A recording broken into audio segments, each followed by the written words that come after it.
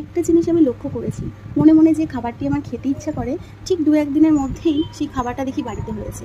ঠিক আজকেও সেই রকমই একটা ঘটনা ঘটেছে।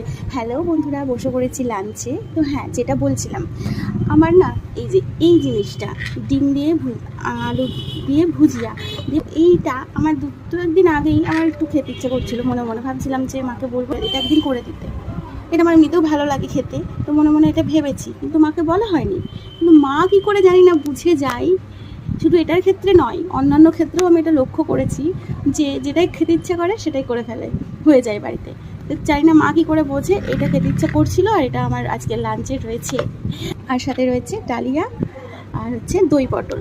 তো তোমাদের সাথেও কি এমনটা ঘটে? তাহলে কিন্তু আমাকে কমেন্টে জানিও। আসলে সব মাই সমান হয়, সবার সাথেই হয়তো কম বেশি এরকম ঘটনা ঘটে থাকে। তো তোমাদের যারা যারা উপলব্ধি করেছো বিষয়টা, তারা আমাকে একটু কমেন্টে জানিও। চলি এবার।